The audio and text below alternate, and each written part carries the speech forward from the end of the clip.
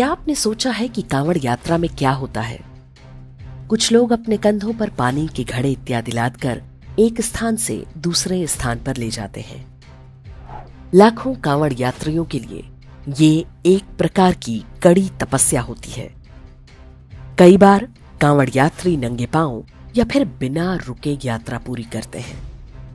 इसके पीछे भगवान शिव के लिए उनकी आस्था सबसे प्रमुख होती है। लेकिन इस आस्था के अतिरिक्त कांवड़ यात्रा का एक ऐसा विज्ञान भी है जिसके बारे में बहुत कम लोग जानते हैं।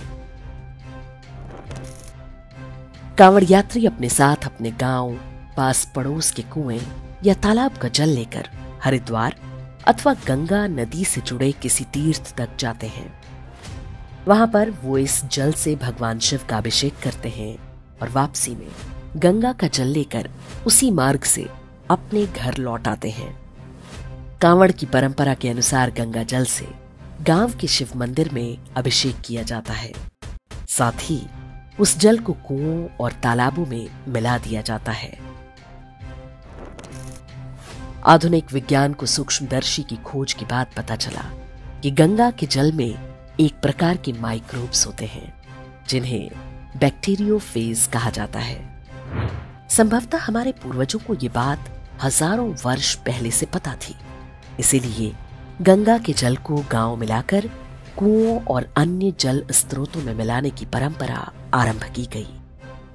इससे गंगा के पानी में पाया जाने वाला बैक्टीरियोफेज गांव के कुएं, तालाब में पहुंच जाता है और वहां के जल में पाए जाने वाले हानिकारक जीवाणुओं को खाना शुरू कर देता है।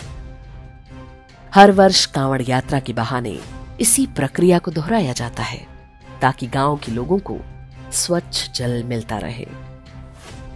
पश्चिमी उत्तर प्रदेश में ग्रामीणों का ये सामान्य अनुभव है कि कांवड़ का जल आने के बाद बारिश के मौसम में होने वाली मौसमी बीमारियां नहीं होती। प्रकृति और पर्यावरण के संरक्षण का ये सनातनी तरीका है। सैकड़ों हजारों वर्षों तक हमने इसी तरीके से अपनी पारिस्थितिकी को सुरक्षित रखा, लेकिन समय के साथ जल के स्रोतों का रूप बदल रहा है। आज गांवों और नगरों में पहले की तरह कुएं, तालाब और बावड़ियां नहीं होती। बड़ी संख्या में लोग हैंडपंप, सबमर्सिबल या सरकारी सप्लाई का पानी प्रयोग करते हैं। ऐसे में भी कांवड़ यात्रा के उद्देश्य को पूरा किया जा सकता है। संभव हो तो कांवड़ यात्रा के गंगाजल को कुएं, तालाब इत्यादि में अवश्य मिलाएं, भले ही वहां का पानी प्रदूषित हो।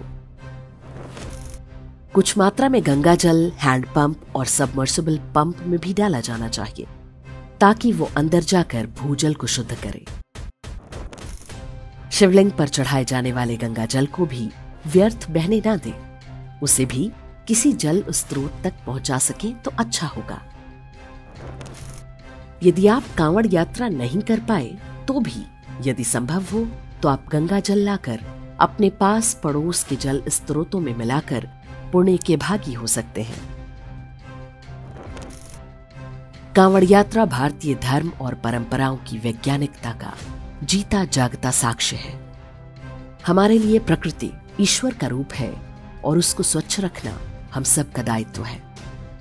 कांवड़ यात्री जो तपस्या करते हैं वो केवल अपने लिए नहीं बल्कि पूरे समाज के लिए होती है। उनके प्रति अपने मन में सम्मान और सद्भावना रखें और हो सके तो आप भी उनका हाथ बटाएं।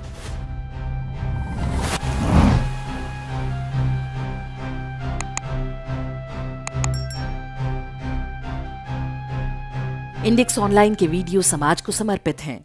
आप इनको डाउनलोड करके जैसे चाहे वैसे प्रयोग कर सकते हैं। चाहे तो आप हमारे टेलीग्राम चैनल से जुड़ सकते हैं। वहां सारे नए पुराने वीडियो आपको मिल जाएंगे। हमारे सोशल मीडिया लिंक हर वीडियो के डिस्क्रिप्शन में होते हैं। हमारा एकमात्र उद्देश्य हिंदू समाज को जागृत और एकजुट करना है। इसमें सहभागी बने। धन्यवाद।